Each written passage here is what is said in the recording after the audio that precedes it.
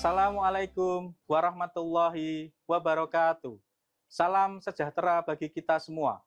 Perkenalkan, saya Eko Pujianto MPD. Saya adalah dosen program studi pendidikan guru sekolah dasar, Fakultas Keguruan dan Ilmu Pendidikan, Universitas Dr. Nugroho Magetan.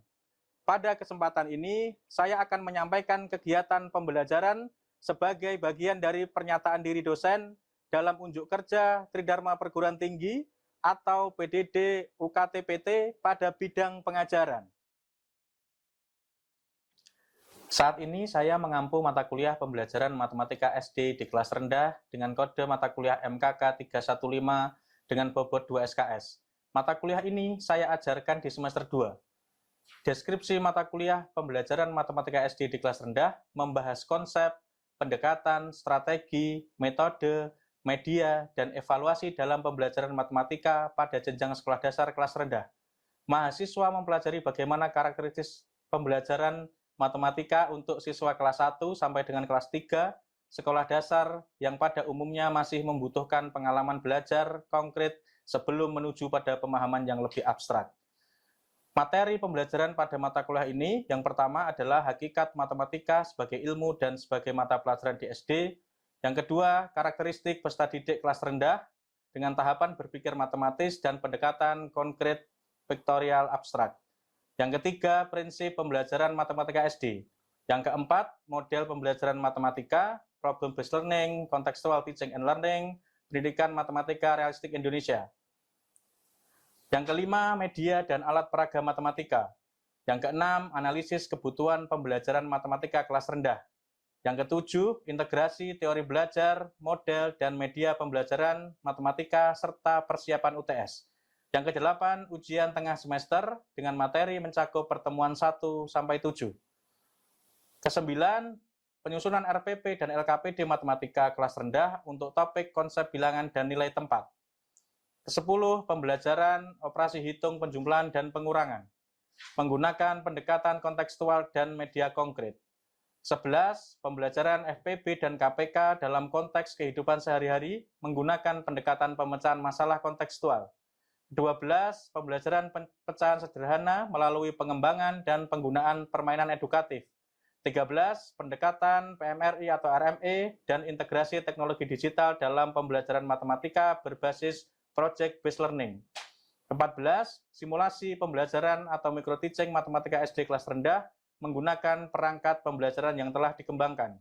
Ke-15, penilaian autentik pembelajaran matematika. Ke-16, ujian akhir semester, materi mencakup pertemuan 9 sampai ke-15. Profil lulusan Prodi Pendidikan Guru Sekolah Dasar. Profil yang pertama, guru sekolah dasar profesional. Profil yang kedua, pengembang pembelajaran digital dan kearifan lokal sebagai penciri Prodi PGSD Universitas Dr. Nugroho Magetan. Profil yang ketiga, peneliti pemula pendidikan dasar. Profil yang keempat, edupreneur pendidikan dasar. Profil yang kelima, penggerak pemberdayaan masyarakat bidang pendidikan. Capaian profil lulusan pendidikan guru sekolah dasar, CPL 1, bertakwa kepada Tuhan Yang Maha Esa, menjunjung tinggi nilai kemanusiaan, moral, etika akademik, dan profesionalisme dalam menjalankan tugas sebagai pendidik. CPL yang kedua, menguasai konsep, prinsip, struktur, dan karakteristik materi pembelajaran sekolah dasar secara terpadu. CPL yang ketiga, mampu berpikir logis, kritis, sistematis, inovatif, dan kreatif dalam menyelesaikan permasalahan pendidikan dasar. CPL yang keempat, mampu melaksanakan pembelajaran yang efektif dengan mengintegrasikan teknologi digital, AI secara etis, dan kearifan lokal sebagai sumber belajar. Capaian pembelajaran mata kuliah, setelah mengikuti mata kuliah ini, mahasiswa diharapkan mampu memahami konsep dan prinsip dasar pembelajaran matematika di sekolah dasar kelas rendah. Mahasiswa diharapkan mampu menganalisis karakteristik materi matematika dan karakteristik peserta didik kelas rendah sebagai dasar dalam menentukan strategi pembelajaran. Mahasiswa diharapkan mampu merancang kegiatan pembelajaran matematika yang aktif, kreatif, efektif, menyenangkan, dan berpusat pada peserta didik. Mahasiswa diharapkan mampu memilih serta mengembangkan media dan alat peraga yang sesuai dengan materi yang diajarkan. Mahasiswa diharapkan mampu menyusun instrumen asesmen untuk mengukur ketercapaian hasil belajar peserta didik. Mahasiswa diharapkan memiliki kemampuan untuk melaksanakan simulasi pembelajaran matematika sekolah dasar secara sistematis dan profesional. Perencanaan pembelajaran yang saya lakukan, sebelum kegiatan pembelajaran dilaksanakan, saya terlebih dahulu menyusun rencana pembelajaran semester atau RPS. RPS menjadi pedoman dalam menentukan capaian pembelajaran, kemampuan akhir yang diharapkan pada setiap tahap pembelajaran, materi yang dibahas, metode pembelajaran, pengalaman belajar mahasiswa, alokasi waktu, indikator penilaian, serta referensi yang digunakan. Pada awal perkuliahan, RPS disampaikan dan didiskusikan bersama mahasiswa. Hal ini bertujuan agar mahasiswa mengetahui sejak awal mengenai arah perkuliahan, materi yang akan dipelajari, tugas yang harus diselesaikan, metode pembelajaran yang akan digunakan, serta mekanisme penilaian selama 1 semester. Mahasiswa juga diberikan kesempatan untuk mengajukan pertanyaan apabila terdapat bagian dalam RPS atau kontrak perkuliahan yang belum dipahami. Pendekatan pembelajaran yang saya lakukan dalam pembelajaran ini, dalam mengampu mata kuliah pembelajaran matematika SD di kelas rendah, saya menggunakan pendekatan pembelajaran yang berpusat pada mahasiswa atau student center learning. Mahasiswa tidak hanya mendengarkan penjelasan dari dosen, tetapi terlibat secara aktif melalui kegiatan diskusi, tanya jawab, analisis kasus, demonstrasi, praktik penggunaan media, pemecahan masalah, presentasi, dan simulasi pembelajaran. Mata kuliah yang saya ampu dan akan saya sampaikan dalam video ini adalah pembelajaran matematika SD di kelas rendah. Mata kuliah ini merupakan salah satu mata kuliah yang mendukung kompetensi mahasiswa, pendidikan guru sekolah dasar dalam merancang, melaksanakan, dan mengevaluasi pembelajaran matematika yang sesuai dengan karakteristik peserta didik sekolah dasar, khususnya peserta didik kelas rendah, yaitu kelas 1, kelas 2, dan kelas 3 sekolah dasar. Dalam proses pembelajaran, saya berupaya agar mahasiswa tidak hanya menguasai konsep matematika secara teoritis, tetapi juga mampu menerjemahkan konsep tersebut menjadi kegiatan pembelajaran yang konkret, kontekstual, menyenangkan, dan sesuai dengan tahap perkembangan peserta didik sekolah dasar. Assalamualaikum warahmatullahi wabarakatuh. Waalaikumsalam warahmatullahi wabarakatuh. Selamat siang, bagaimana kabarnya teman-teman semua? Selamat siang, Pak. Semangat? Semangat. Oke, baik. Kalau kalian semangat, saya juga semangat. Oke, sebelum kita mulai perkuliahan pada hari ini, marilah kita berdoa dulu sesuai dengan agama dan kepercayaan masing-masing. Berdoa dipersilahkan.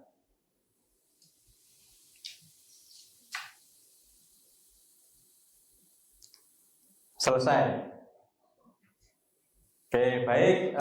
Pada pertemuan hari ini kita akan perkuliahan mata kuliah pembelajaran matematika sekolah dasar di kelas rendah.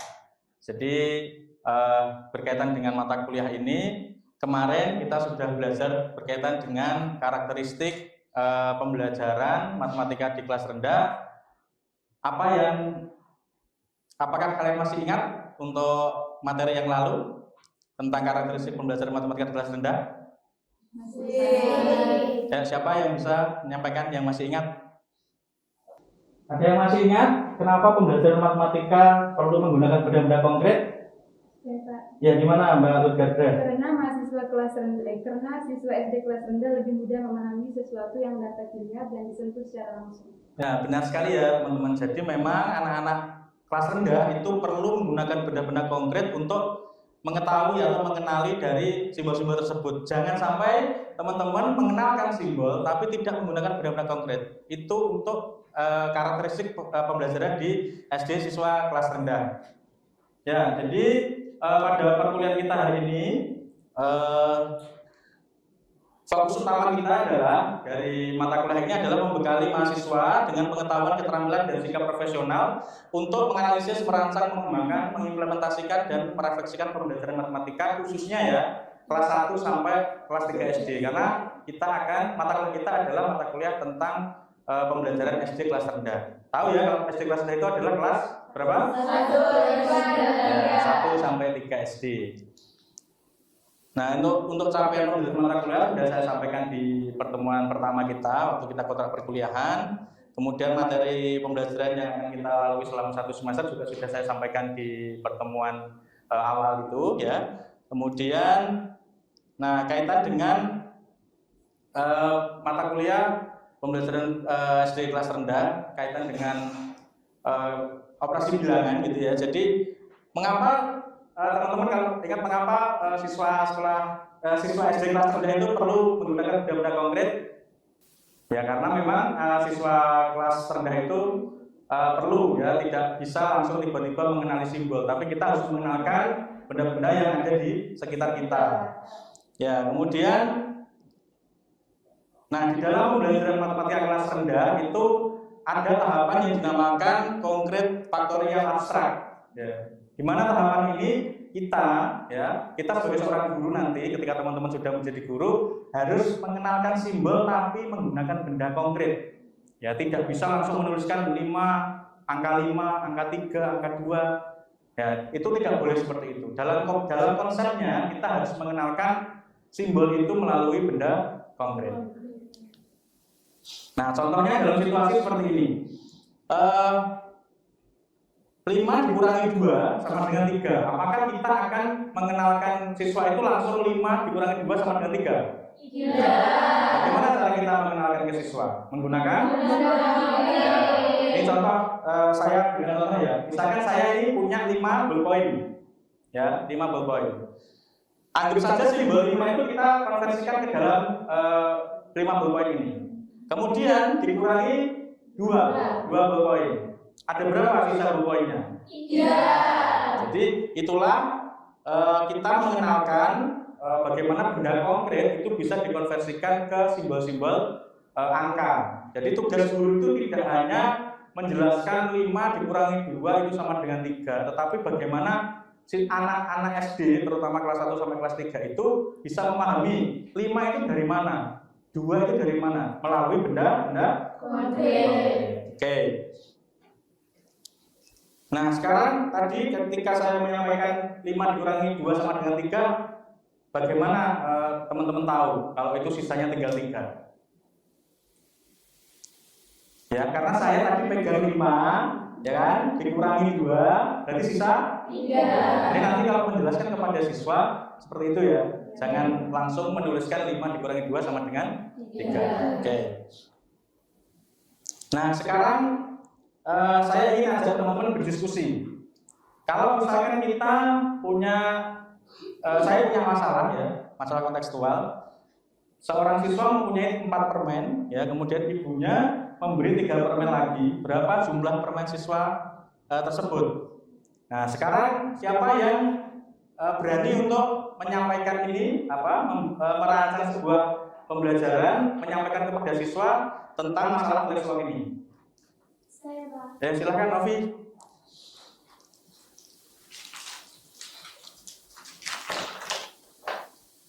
Baik, di sini kita bisa lihat ada satu soal yang mana seorang siswa mempunyai 4 permen, lalu ibunya memberi 3 permen lagi. Berapa jumlah permen siswa tersebut? Nah, dari sini kita harus memahami dulu, siswa itu tadinya mempunyai 4 permen.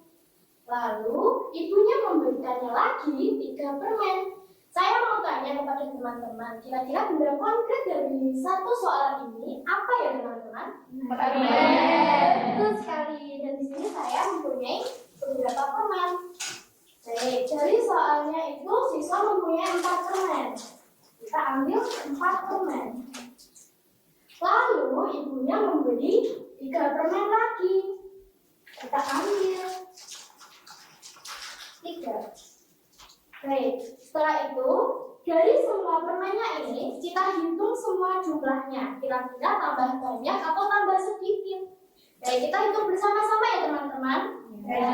Oke, kita hitung. 1, 2, 3, 4, Lalu ditambah lagi oleh ibu 3 permen lagi. 5, 6, 7. Berarti jumlah dari permen yang dimiliki oleh siswa ini ada berapa teman-teman? 7. Oke, baik. Jadi seperti itu ya teman-teman konsep dari memahami atau menjelaskan sebuah persoalan kepada siswa. Sekian dari saya, terima kasih. Oke, terima kasih Mbak Ovi. Beri tepuk tangan untuk Mbak Ovi. Jadi seperti itu ya teman-teman. Kalau kita nanti teman-teman menjadi seorang guru SD, terutama mengajar di kelas rendah, itu harus bisa mempresentasikan bagaimana benda konkret itu menjadi sebuah media untuk mengenalkan simbol kepada anak-anak. Oke, dalam pembelajaran matematika perlu diingat oleh teman-teman bahwa kita harus menggunakan media pembelajaran. Nah, media itu tidak perlu yang mahal. Dalam matematika itu kita bisa menggunakan media itu sehari-hari yang bisa kita temukan setiap saat. Tidak perlu yang mahal, tidak perlu mencari yang jauh-jauh. Contohnya kita stick es krim. Teman-teman bisa mendapatkan stick es krim dengan mudah? Bisa. Ya, seperti itu ya contohnya ya. Kemudian bisa menggunakan kartu angka. Ya, jadi teman-teman kalau nanti mengajar bisa membuat kartu angka untuk disampaikan kepada siswanya. Kemudian garis bilangan. Terus kemudian ada papan pecahan. Kemudian ada aplikasi edukatif. Jadi dalam pembelajaran matematika terutama di kelas rendah, teman-teman harus bisa menggunakan media konkret. Jangan sampai menjelaskan kepada siswa tentang konsep bilangan tetapi tidak menggunakan media. Oke ya, ini benda ini mudah didapatkan kan di tempat kalian semua. Oke. Nah, dalam penilaian pembelajaran yang saya lakukan di kelas kita itu ada yang pertama adalah penilaian menggunakan diagnostik, ya, yang kedua menggunakan formatif, dan yang ketiga menggunakan sumatif, dan yang keempat nanti penilaian secara autentik. Nah, ini adalah komponen penilaian yang saya lakukan ketika nanti mata kuliah kita selesai. Oke, sekarang saya punya satu kasus lagi.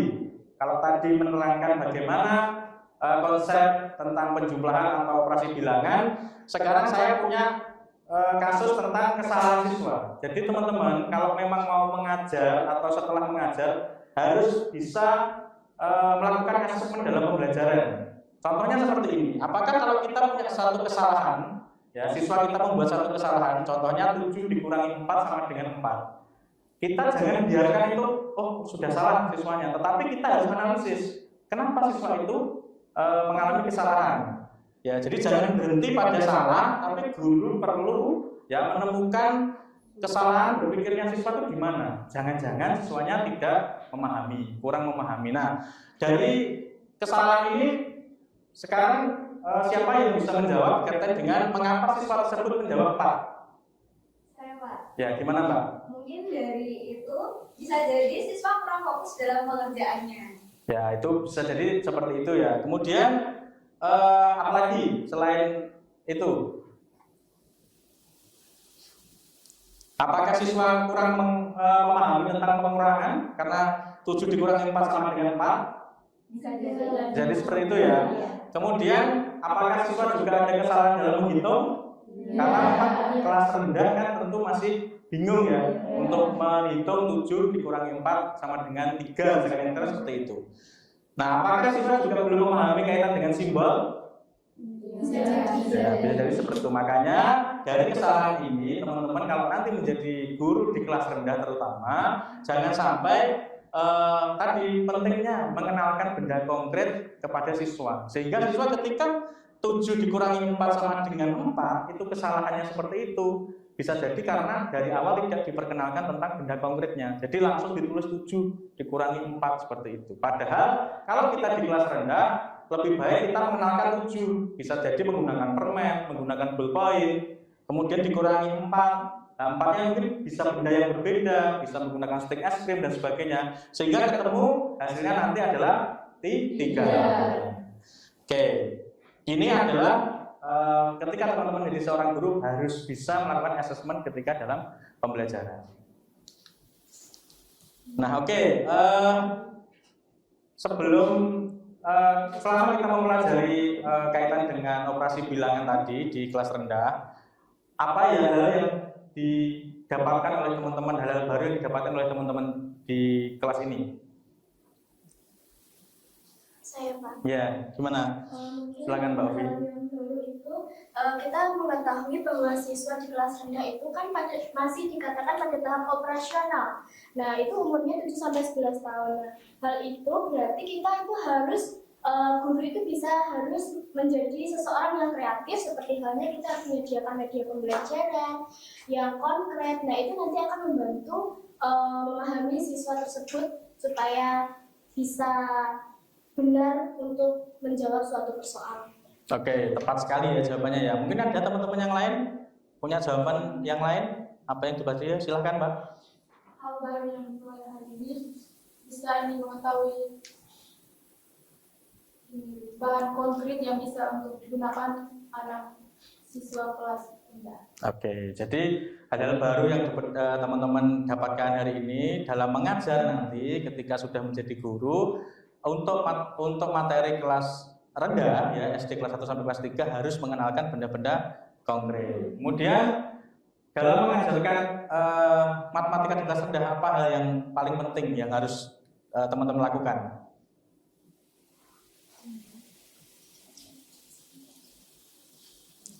Ya, silakan Mbak. Harus memperhatikan karakteristik siswa setiap murid. Ya, tentu ya. Jadi benar sekali ya, kita dalam mengajarkan materi kepada siswa kan di dalam kelas itu kan banyak sekali siswanya. Ya, tentu karakteristiknya tidak sama. Kalau karakteristiknya berbeda, maka kita perlu memahami bagaimana karakteristik dari siswa tersebut.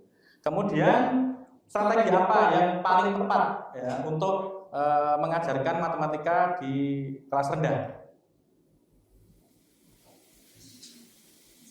Ya, gimana Mbak? Jadi mungkin kita sebagai guru itu bisa menggunakan media pembelajaran yang interaktif seperti yang sudah dijelaskan Pak tadi, bahwa kita bisa menggunakan stick es krim atau mungkin papan pecahan, pokoknya yang mungkin benda-benda yang ada di sekitar kita yang bisa kita ajarkan. Oke, tepat sekali ya. Jadi dalam mengajarkan matematika di kelas rendah kita perlu menggunakan media konkret ya, media konkret untuk mengenalkan kepada siswa tidak langsung kepada simbol tapi bisa menggunakan media terlebih dahulu. Nah, oke, kesimpulan kita pada materi hari ini ya. Jadi yang pertama kita melihat perkembangan anak. Ya, kita menyesuaikan tahap berpikir dari peserta didik itu sendiri. Kemudian tadi kita memperkenalkan konsep ya. Yang pertama dari benda konkret yang sudah diperagakan oleh Mbak Ovi, kemudian dari teman-teman tadi bisa menyaksikan dari benda konkret, media konkret dikonversikan kepada simbol. Ya, jadi misalkan tadi angka 5 itu kan simbol, kita menggunakan angka 5 itu tadi saya sudah sampaikan di persepsi menggunakan ballpoint. Mbak Ovi tadi sudah menggunakan permen. Jadi dari benda konkret ya, yang ada itu kita konversikan menjadi simbol. Kemudian menggunakan konteks sehari-hari. Nah, media yang kita gunakan itu kan tidak perlu kita mencari jauh-jauh ya, di mana-mana sudah ada. Jadi konteksnya adalah media itu bisa kita dapatkan sehari-hari kita, misalkan stick es krim, misalkan ballpoint, permen dan sebagainya.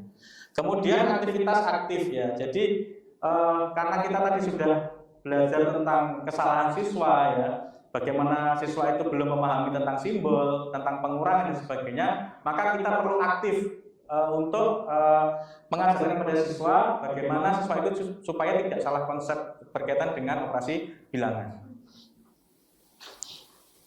Ya, jadi pesan saya, pembelajaran matematika itu tidak hanya baik membantu siswa itu tidak hanya mengapa, tetapi bukan hanya berapa gitu ya. Jadi dalam menjelaskannya kita harus menerangkan kepada siswa matematika itu tidak hanya ukuran angka, tapi bagaimana kita mendapatkan angka tersebut. Oke, untuk terakhir nanti ada penugasan dari saya berkaitan dengan mata kuliah kita. Produknya adalah nanti penugasannya adalah berupa produk ya. Jadi silahkan dilihat nanti teman-teman akan merancang sebuah pembelajaran ya menggunakan benda konkret dengan topik pilihan, ada penjumlahan, ada pengurangan ya, kemudian ada perkalian dan sebagainya. Nanti teman-teman silahkan untuk minggu depan bisa dipresentasikan ke depan kelas. Untuk saat ini silahkan teman-teman nanti memilih merancang pembelajaran matematika seperti apa. Ya, jelas tugasnya? Jelas. Oke, untuk terakhir apakah ada yang ditanyakan dari teman-teman? Ya. Apakah penggunaan benda konkret itu harus digunakan dalam semua materi matematika di kelas 3? Ya, oke, baik. Terima kasih, pertanyaannya bagus sekali. Jadi sebenarnya tidak semua benda konkret langsung digunakan, tetapi dalam konteks kalau kita di kelas rendah, kelas 1, kelas 2, kelas 3, mungkin kalau kelas 3 sudah berbeda lagi benda konkretnya. Tapi kalau kelas 1 kita harus ya menggunakan benda konkret dalam pembelajaran matematika. Untuk yang lain mungkin tidak semua materi harus menggunakan benda konkret. Oke, mungkin itu ya pembelajaran kita pada siang hari ini. Semoga apa yang kita pelajari bermanfaat untuk kita semua. Sebelum kita akhiri perkuliahan, marilah kita berdoa dulu ya, sesuai dengan agama masing-masing. Berdoa dipersilahkan.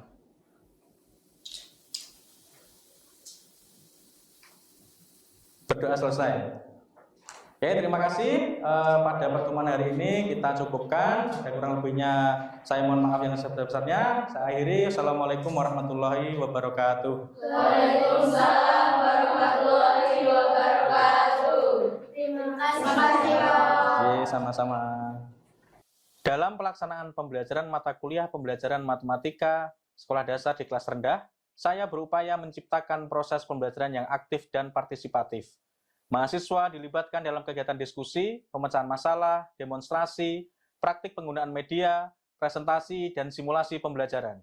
Strategi tersebut saya gunakan karena mahasiswa pendidikan guru sekolah dasar tidak hanya membutuhkan penguasaan pengetahuan konseptual, tetapi juga kemampuan pedagogis dalam mengajarkan matematika kepada peserta didik.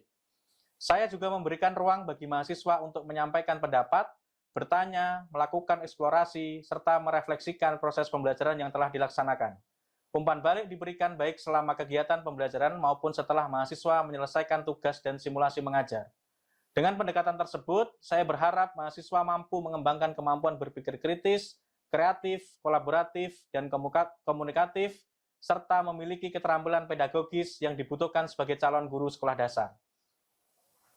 Dengan demikian, gambaran pelaksanaan kegiatan pengajaran yang saya lakukan pada mata kuliah pembelajaran matematika SD di kelas rendah di program studi pendidikan guru sekolah dasar Universitas Dr. Nugroho Magetan.